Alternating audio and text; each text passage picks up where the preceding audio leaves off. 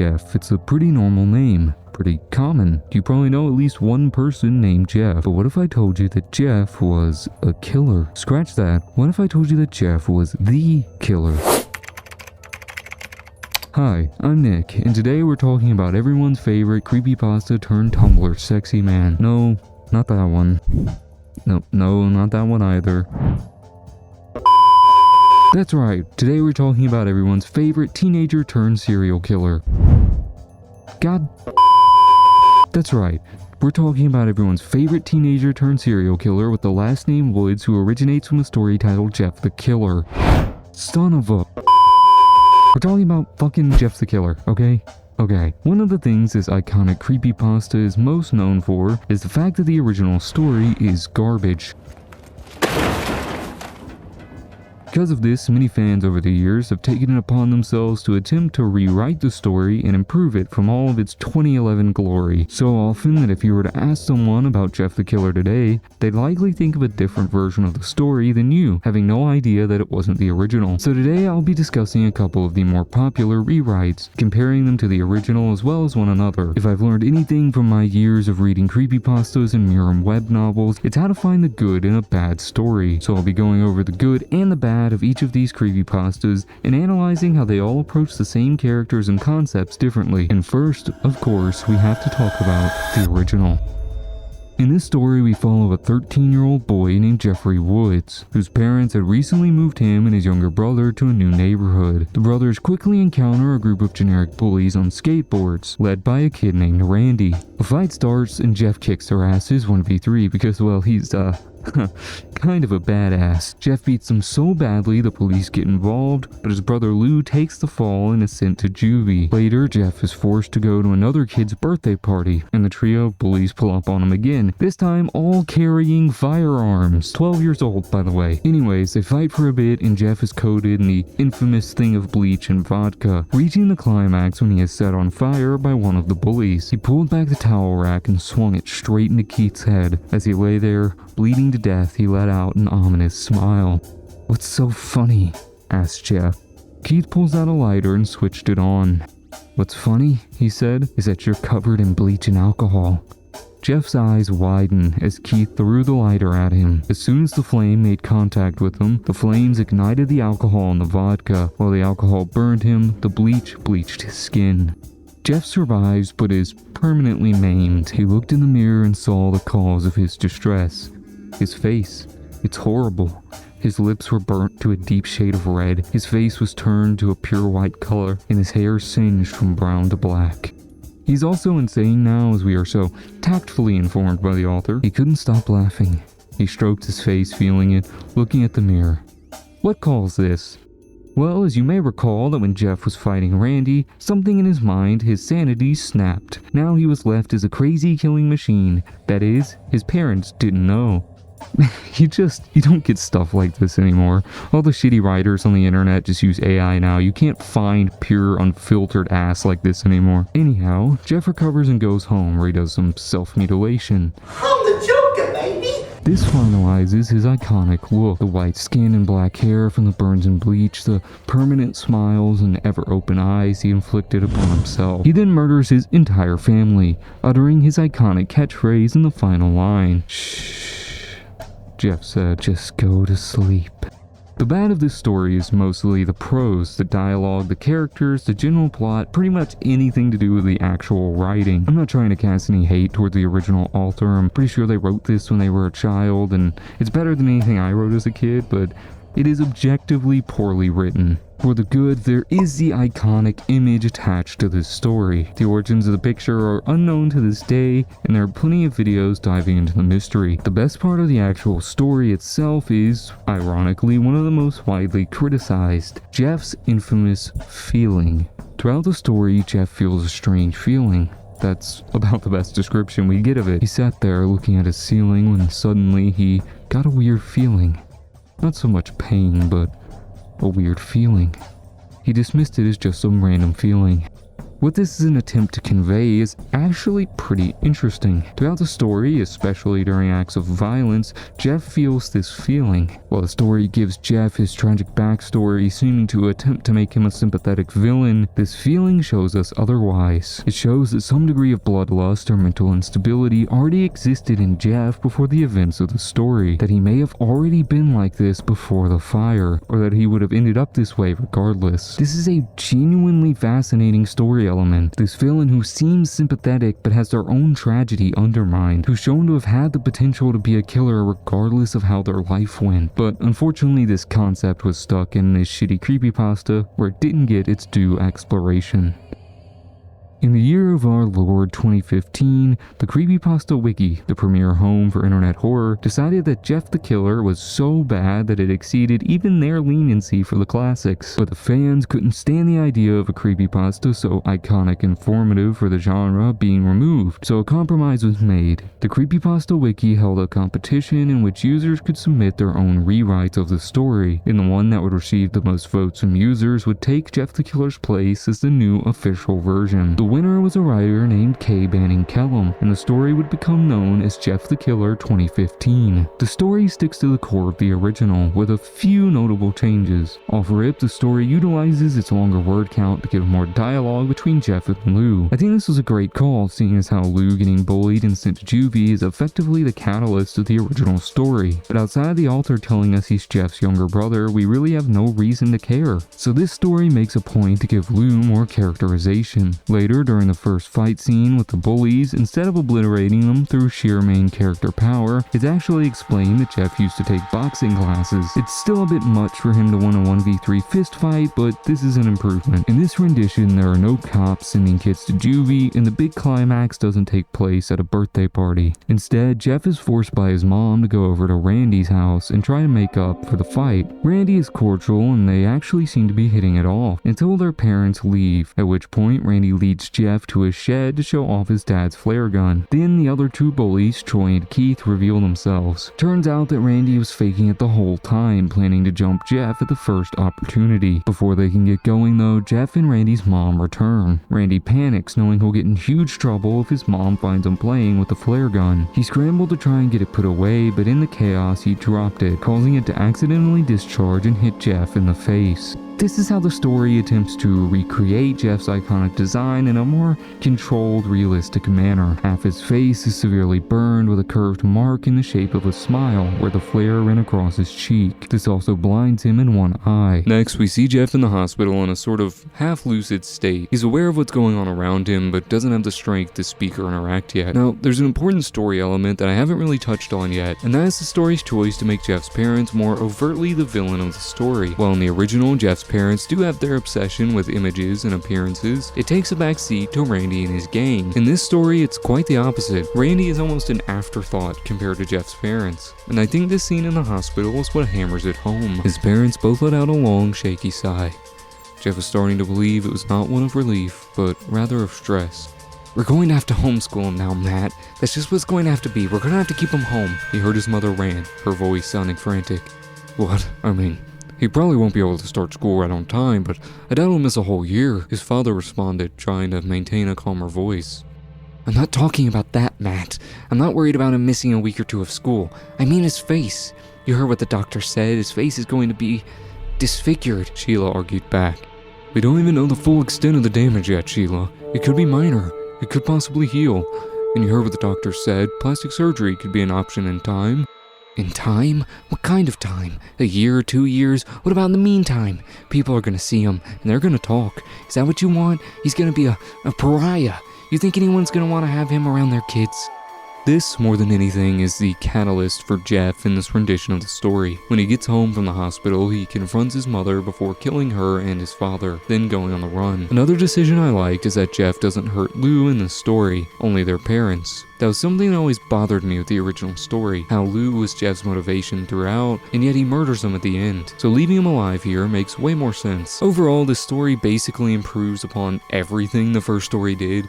The dialogue wasn't perfect, it was certainly aged with the overabundance of swearing and general 2015 dialect. Of course, given the age of the characters, this is somewhat excusable, and the prose is such a huge step up that it pretty well makes up for it. There was only one thing that wasn't notably improved: the feeling. While the story does attempt to incorporate this and describes it with much better prose, Jeff was hearing all of this, just letting it soak in, slowly. As his mind absorbed the words, he felt that rage return.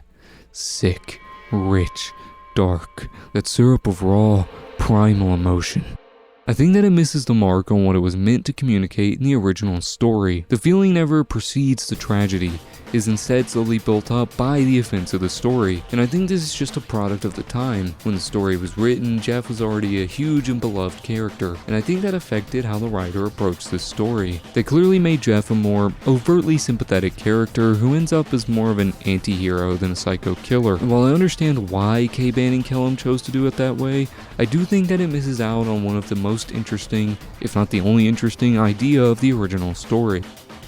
While the previous story was longer than the original, with Jeff the Killer 2011 clocking in at approximately 4,000 words, and the 2015 rewrite at nearly 10,000, Pastra's take on the creepypasta is over 20,000 words across 9 chapters. This is effectively a full-length novella. Now, to provide some background, Pastra is a large horror content creator with over 500,000 subscribers, who initially found success talking about FNAF before moving on to other horror media. About a year ago, he put out a video titled "I Rewrote Jeff the Killer," which was pretty much what it said on the tin. This was a nearly 2-hour-long audio narration of a Jeff the Killer rewrite, written and read by Pastra himself. This video came just shy of 1 million views and is arguably the most popular rewrite of Jeff the Killer in the last decade, so I felt it right to include it in this video. After all, not only was it popular, it's also just really high quality and a rare look at a modern take on the story. Now, go ahead and call me Krispy Kreme, because this section's about to be nothing but glaze. This story approaches things very differently than the previous, yet this opening remains familiar. We take the perspective of one of Jeff's victims as he is murdered. This makes for a fun homage to the original story, which opens with the newspaper excerpt interviewing a child who survived an attempted killing by Jeff. Where things change with Pastra's story, though, is that we don't take the POV of Jeff after this opening. Instead, we take the perspective of Samuel Morgan, the detective investigating the scene of the previous chapter's murder. The detective doesn't know the killer's identity, only that he targets young Caucasian men with brunette hair. The killer has been dubbed the Ghost Stalker. The next 3 chapters are spent in the perspectives of 3 witnesses that Sam and his partner Norman are interviewing. In these, the detectives learn more about Jeff's appearance: severe burn scars, a carved-in smile, a dirty white hoodie. They also gather that the described behavior of this person matches the Ghost Stalker that Samuel is looking for. In the next chapter, with the strange details of the Ghost Stalker mistaking his victims for a relative and the mentions of fire, our prospective character Norman connects it all to an old case called the Woods family homicide, when a burn victim named Jeffrey Woods was bullied until he snapped and attempted to murder his whole family. Jeff successfully killed his mother, but his brother got away. Jeff then vanished and was never found. Confident that Jeffrey Woods is their Ghost Stalker, the detectives track down the killer's brother Lou